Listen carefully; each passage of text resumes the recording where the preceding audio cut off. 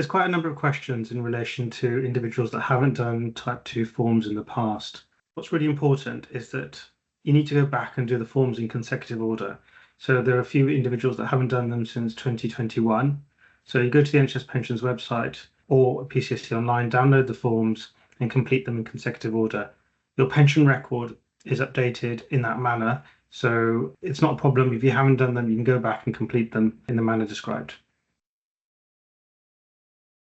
So let me just probably cover the detailed question about approved leave. In this instance, it's or authorised leave. It's a maternity example, but there'll be other examples from people on the call, I think. So I think the first part of it is that the employee contribution statement shows the income and contributions as though the GP had never gone on maternity leave. So if we take a step back and remember what we said about where that information comes from, that comes from the annual estimate that the practice submitted at the beginning of the pension year. If we haven't, for various reasons, whatever reason, had the notification from them to make any adjustments to that because of non-approved leave, then all it means is that from the practice, those amounts have been deducted every month. So that's the first thing. But that can be very different, as this GP is saying, to what actually you can see on your payslip. But that doesn't affect you as such, because that's what PCSE have deducted from the practice. The important thing is, I think the second part to the question is what figure to put in the pensionable pay box on row 2 in the pay details tab. So that's the actual pensionable pay that you received. So that amount is, so that again, by the sounds of things, is going to be an amount that's less than what's on your employee contribution statement, and that's absolutely fine. If you enter that amount in box 2, and then you also complete the authorised leave tab to say what's that actual pay amount, but what would be the total pay amount if you had not been on approved leave or authorised leave, then that form is then submitted to PCSE and all of that information is taken into account. So probably it sounds like from the practice's point of view, they'll be due a refund because they may have paid too much in the way of contributions for this particular GP. But from your own point of view, then you're completing the form to see whether you've paid the correct amount or had the correct amount deducted by them. It's a little bit of a complicated one, but your pensionable pay to enter is the actual pensionable pay, and that will then make sure that the right information retrospectively is applied so that you've got the correct contributions calculated for you. So there is a basic one, Katrina, from Alison, saying, how do we find PCSE team on tab 1? She doesn't know what that means, but I think we just actually, is it Judy just reference to type PCSE in that box? Yes, please. Yeah. Yeah. So I think it's the historic sort of language that still is on the form, and there isn't, you don't have local or regional offices that people are aligned to anymore. Haven't been for quite a number of years. So if you just enter PCSE in there, please. There's a question about where do I find my actual pay? Is it my gross pay? Is it my tax deducted pay? What is my pensionable pay?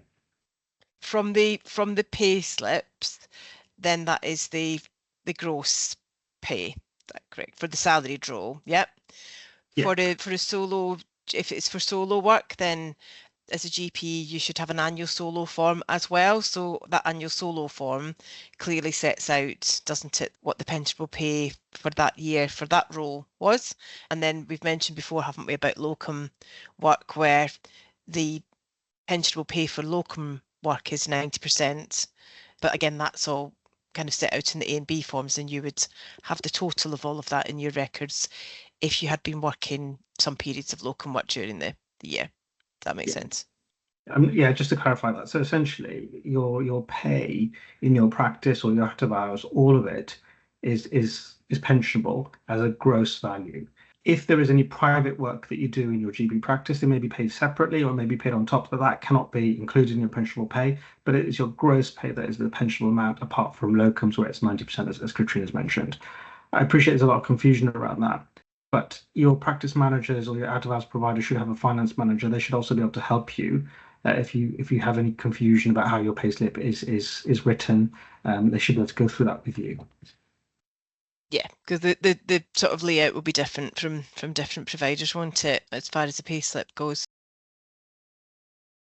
I think there is still a bit of a repeated theme, isn't there, around people kind of finding it confusing why the employee contribution statement on PCSE Online ultimately often, and these examples people are flagging, the pensionable pay and the employee and employer contributions totals look different to what's on the month 12 pay slip. So I know that we kind of tried to cover that off, Krishan, but I think the main thing to sort of really try and get across is that every year practice is required to submit an annual estimate up front, which is the estimated income and what they think the right tier rate is for each of the GPs who are either salaried or partners and non-GP partners at the practice.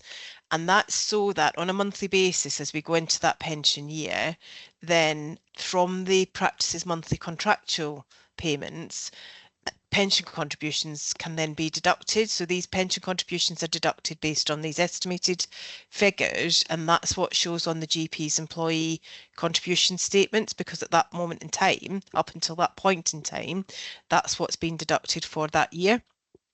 But then I guess, if we go back to one of the videos that explained what the purpose of the Type 2 form is, then, that's the key purpose of the Type 2 form, is to then say, well, actually, what should the pension contributions be for this particular GP? And like we said, if the practice estimated income, let's just take an example, is £50,000, then, and they've estimated that the tier rate is 9.8% for that GP, then every month take the 50,000 divided by 12 and apply 9.8% to that, and that's the employee contributions that will have been deducted from that practice every month. Now, at a local level, then the practice, you as a GP, although that estimated income or the estimated income would be 50,000, it may be that it's gone up and down some months. There's been increases, increments, all sorts of things that mean at the end of the year, it could be that your month 12 pensionable pay could be £57,000. And that then means that the difference is then reconciled to say, well, what are the contributions that have been paid? What are the contributions that should have been paid?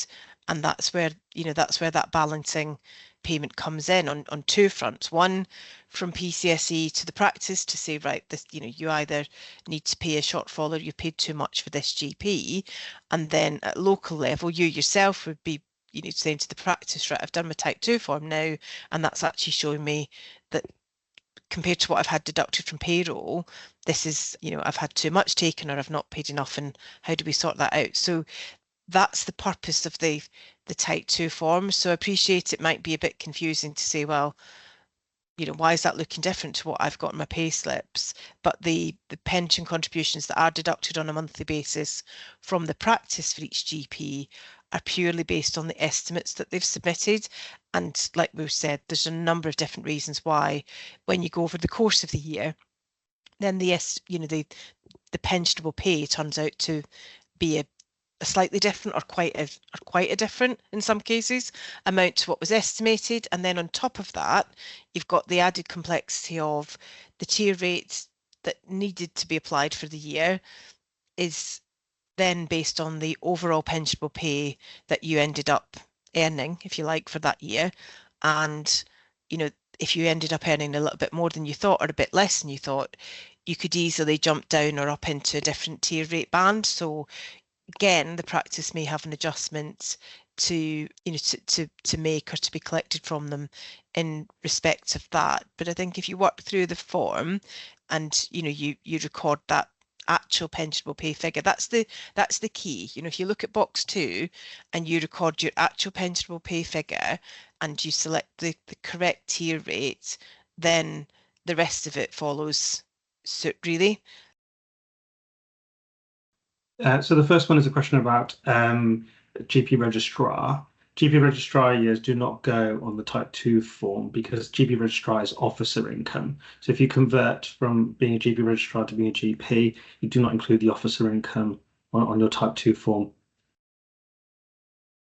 The second question I want to cover, there's an individual in the chat who's described that they were salaried in one post and then they moved over to being salaried in another post, and they paid different tiers for both posts.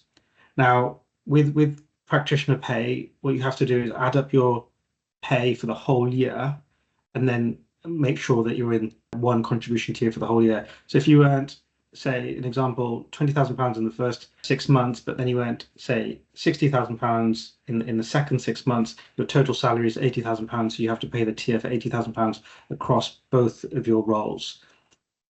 So that's the first part. So if the first role hadn't taken the full contributions, you need to go back to that practice and correct those. The second element is that if there's a gap between your roles, so if you didn't work from the 1st of April to the 31st of March without a gap in those roles, you may then need to annualize as well. So there's a couple of steps that you just need to think about. So firstly, you add up all your roles across the year, work out the total salary, and that's what your tier should be for each individual role. And if there are any gaps in your Type 2, then you may need to be annualized and use the annualisation calculator to work that out. So there's a couple of other questions. So there's one about the declaration, and thanks for mentioning the declaration page because I think I skipped past it when we were running through the form earlier on. So the declaration page is obviously very important. The agreement from NHS Pensions is that if you have submitted your form through the contact us route and you've supplied your nhs.net email address or another secure email address, which would be either nhs.uk or doctors.org.uk, then PCSE can accept the forms without a wet signature. So if you do that, then you can send it in to us without a wet signature. There's a question in the chat about whether you can actually print them off and sign them and scan them. So you could do that. You could print it, sign it, scan it back in, create yourself a PDF and submit it that way. But you don't actually need to do that if you've supplied your nhs.net email address or one of the other secure email addresses that I mentioned. There is another question that I was going to come on to, two actually. So one is about leaving the practice in the February 24 and starting another practice after that now. And the question is, what practice do I put in on the details on the Excel file? Well, first of all, the practice that you were at, for what sounds like the majority of 23-24, so up into February 24, you need to record that on your sort of top row on your Type 2 form on that table on the personal details page.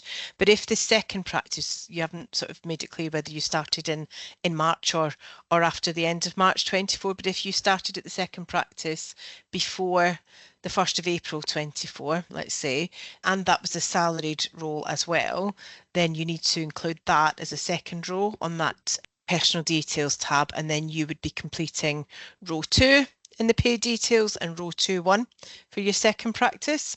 If your second practice was a partner role, then you would be in the unfortunate position of having to complete a Type 1 form for that month that you had been a partner for, and you would, on your Type 2 form, in box 1, you enter the pensionable pay for the periods that you worked as a partner, so that then goes towards the total that calculates or for you to then see what tier rate needs to be applied.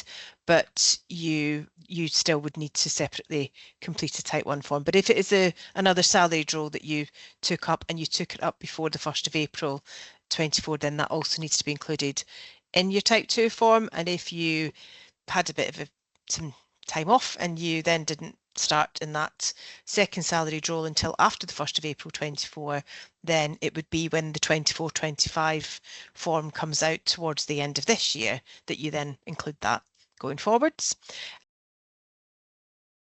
And there is a question about a very specific one about working for a particular GP federation, and there are a number of organisations where There's currently some clarifications going on with NHS Pensions and with the organisations around how GPs who work for the organisations should be pensioned, because they don't come under the straightforward. They may be, running a practice contract, but it doesn't come under the straightforward rules. And in some of these scenarios, then the decision and determination that's being made is that the work will come to be pensioned through the solo route. So apologies to anyone who's caught up in any of the kind of organisations that are going through that clarification, but it's a little bit of a symptom of the evolving landscape of primary care, really, and we're just working with NHS Pensions and NHS England to try and see if we can make an agreed clearer process for PCSE to be informed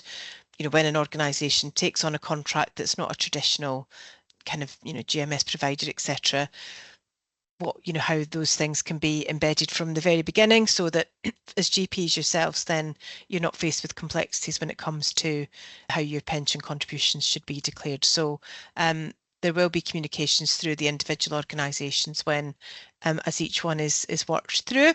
But I would, if you're not sure right at this very moment, then as much as the deadline that people are asked to work to is 28th of February, then it pays dividends to wait until you've got the clarification if that's required. Yeah, there's a couple of questions in relation to locum pay on the type 2 form. You only put in your employee contributions. You don't put in the employer, because otherwise it will look like you've got an overpayment. So just need to correct that. There was a question, thresholds. So if you've made an underpayment or an overpayment, I believe if it's within £1, that there doesn't need to be a correction. Yeah, it's a very good point. Thank you. So there's a £1 tolerance to any of the balancing and reconciliation. So yes, I should have said that. If it's less than £1, then you don't need to worry about it. Yeah, so less than £1, more than £1, £1 tolerance on those. So there's a couple of people who've said they're a couple of pence out. That's just because of the way that sometimes the percentages work. So you don't need to worry about that. There's lots of questions about multiple roles. I'll just say it again. If you've got multiple roles, you need to ensure, firstly, that they're officer or practitioner.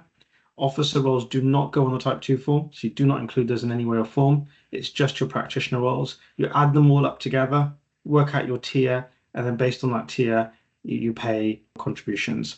If any of your roles have underpaid or overpaid, you need to correct them depending on what they are. So if you're a salaried in GP practice, you can do that directly with your practice, etc.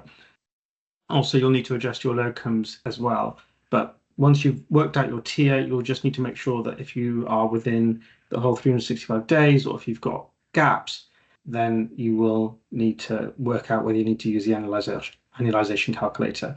To give you an example, if you are salaried on the 1st of April and you are continue to be salaried on the 31st of March, you are in roll for the whole year, even if you are just working 1 day a week. Therefore, you will not be annualised because you are in post for the 12 months. Similarly, if you're doing a solo form out of hours, you are in post for the 12 months, and therefore you will not be annualised. If you were doing a salary job for 3 months, had a 2-month break or a month break, and then had another salary post, because there's been a break in work, you will need to be annualised. But if you had out of hours work in that month, it may be that you won't need to be annualised. So you'll just need to put all of these things into the annualisation calculator, and it will work it out for you. There's a couple of people that mentioned they're struggling with the calculator. Once you download it, there are macros enabled on it. If you disable the macros, you'll be able to add rows and make it work properly. Sometimes it fiddles with Windows or a Mac, I can't remember which one it was, but just try downloading it on a different computer and it should work, and just disable the macros and it will allow you to add rows and it should calculate for you. So can you just cover, there's a couple of questions whereby they're saying that the pensions record with NHS Pensions isn't updated, and I've tried to explain about obviously the sequential order of updating pensions online, but can you just go through how they can check their own PCSE account to see if there is a missing certificate?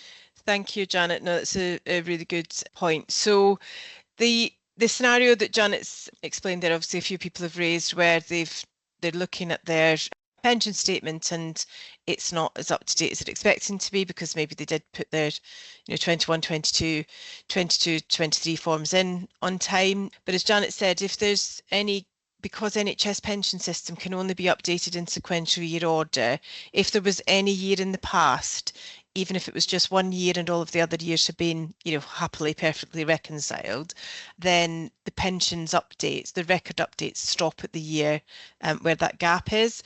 Now, what Janet was saying was, if you go to your PCSE online, if you log into PCSE online, we've already talked quite a lot about the employee contribution statement, and we haven't talked about the type 2 screen or the type 2 area on PCSE online tonight, because for this year only, due to certain circumstances, then the type 2 form has to be submitted by the deadline of the 28th of February. It has to be submitted through the Contact Us form. But for those of you who've been round this last year or the year before, you'll know that there has been the option to submit it on the PCSE online system. So when you go into PCSE online and you've logged in, you go to the pensions area, then you can click on type 2, and when you click on type 2, there's actually two different buttons. So one is to say to complete a type 2 form. Well, you won't, as I said, unfortunately have the 23-24 option to be able to complete just for this year, but the other button is the type 2 listing screen, it's called, or the listing screen for the annual self-assessment. And if you click on that listing screen button, what you'll see there is you'll see all of the type 2 forms that have been processed and approved for you from 14-15 onwards. So if you can click to sort them in financial year order, and if you do that and you see that, for example, 2021 isn't there, or you've submitted it on PCSE online previously and it's shown as rejected, then that's the gap and that's the year that's stopping your record from being updated. So you need to, if you've resubmitted it recently to us, then that's fine, that'll be worked through and processed. But if you have got that gap, then that missing year needs to be submitted, and then that way PCSE, if they can reconcile that year and get that approved, the other years can be updated in order after that. So it's really important just to check that. And then just to reiterate that 23-24 is a one-off year for us where that PCSE online option isn't available. But for the people that, and I picked up on it and Christian mentioned it, that there's quite a few people saying, I've been a type 2 GP since maybe 2020 or 2021 and haven't done any of these forms yet. You can actually use the PCSE online option for 2021, 21, 22, 22, 23, and you'll find that quick and easy to use. And we've got videos and guides on the website there that you can refer to.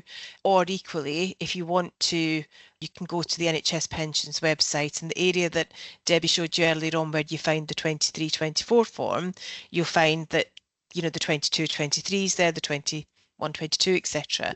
And you can download those forms from the website, and you can send, you then send them in through the Contact Us route as well. So the important thing is, I think Christian mentioned it earlier, things need to be done in sequential order in terms of the NHS pension system needs to be updated in sequential order. So if you know you've got gaps, then we would encourage you to submit those certificates. There is a few questions on annualisation. So I'm going to plug the BMA a little bit. So on the BMA website, if you type in my name, there is a web page where I've gone through annualisation and we've written some workarounds.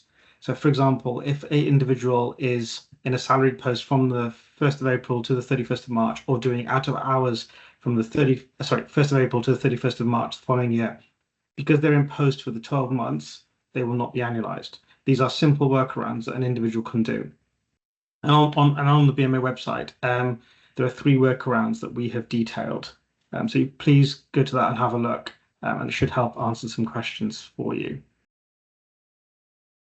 Just sticking with the out of hours and solo, really. I mean, there's some questions about what is solo work. I'm not sure. I think, Alison, if you were there at the very beginning of the webinar, but we went through and explained the different categories of work that are classed as, or categorised by NHS Pensions as solo work. But you've got 3 different categories really: out of hours, working as a clinical leader board member for an ICB, or working as a GP appraiser for NHS England. But if you have, so if someone works for the ICB as a clinical lead board member, for example, if it's a contract of service, then that's actually classed as an officer role. So it's if it's a contract for service.